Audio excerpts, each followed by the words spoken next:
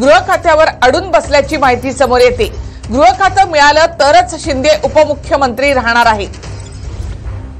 सूत्रांच्या माहितीनुसार गृह खातं मिळालं तरच शिंदे उपमुख्यमंत्री पद स्वीकारणार आहे। जर गृह खातं मिळालं नाही तर उपमुख्यमंत्री पद शिवसेनेमधल्याच आणखी कुणाला तरी दिलं जाईल। शिंदे गटामधून आताची सगळ्यात मोठी बातमी, एकनाथ शिंदे गृह खात्यावर अडून बसले आहेत। गृह खातं दिलं तरच उपमुख्यमंत्री पद स्वीकारणार। जर गृह खातं मिळालं नाही तर उपमुख्यमंत्री पद पक्षामधील इतर कोणाला तरी दिलं जाईल अशी माहिती मिळते। शिंदे गटाला एकूण 13 खाती मिळण्याची शक्यता आहे।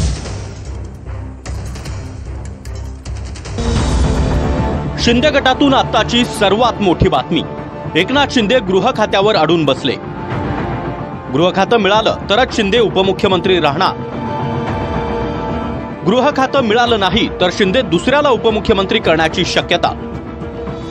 शिंदे गटाला एकूण 13 खाती मिळण्याची शक्यता।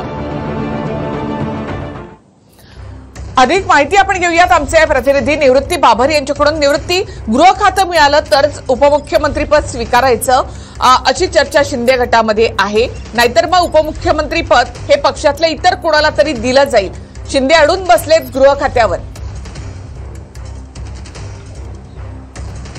नक्कीच निखिल, आपण जर पाहायला गेलं तर काल महायुतीच्या तिन्ही नेत्यांची बैठक जी आहे ती दिल्लीमध्ये अमित शाह यांच्या उपस्थितीमध्ये झाली। त्यामध्ये देवेंद्र फडणवीस, एकनाथ शिंदे आणि अजित पवार देखील उपस्थित होते। आज हे तिन्ही नेते जे आहेत ते महाराष्ट्रामध्ये आले आणि ह्या सर्व तिन्ही नेत्यांच्या निवासस्थानी जर पाहायला गेलं तर अनेक नेते त्यांच्या भेटीगाठीसाठी येत आहेत। थोड्याच वेळापूर्वी मुख्यमंत्री एकनाथ शिंदे हे आपल्या दरेगावी जे आहे ते साताऱ्याला रवाना झालेले आहेत आणि आता सूत्रांनी दिलेल्या माहितीनुसार जर शिंदे गटामध्ये गृह खातं जर मिळालं तरच उपमुख्यमंत्री पद हे एकनाथ शिंदे घेतील अशी सूत्रांनी माहिती दिली। त्याचसोबतच एकूण 12 ते 13 मंत्रिपद जे आहेत ते शिंदे गटाला मिळण्याची शक्यता आहे आणि जर गृह खातं जर शिंदे गटाला दिलं नाही तर उपमुख्यमंत्रीपद एकनाथ शिंदे स्वीकारणार नाहीत अशी सूत्रांनी माहिती दिली।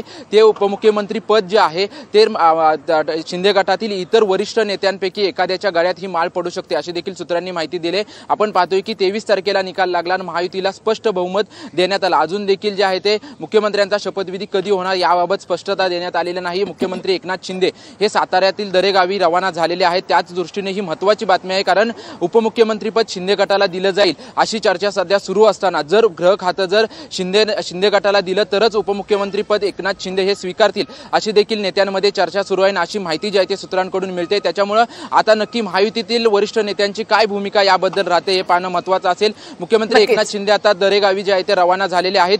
2 दिवस कोणत्याही महायुतीच्या बैठका होणार नाहीत, परंतु ज्या पद्धतीने हालचाली सुरू आहेत त्यामध्ये आता महायुतीचे नेते काय नक्की निर्णय घेतात हे पाहणं महत्त्वाचं असेल आणि जर गृह खातं एकनाथ शिंदे यांच्या पक्षाला मिळालं नाही तर उपमुख्यमंत्रीपद एकनाथ शिंदे यांच्या वरिष्ठ नेत्यापैकी कोणाच्या गळ्यामध्ये याची माळ पडते हे देखील पाहणं महत्त्वाचं असेल। नक्कीच निखिला, धन्यवाद निवृत्ती।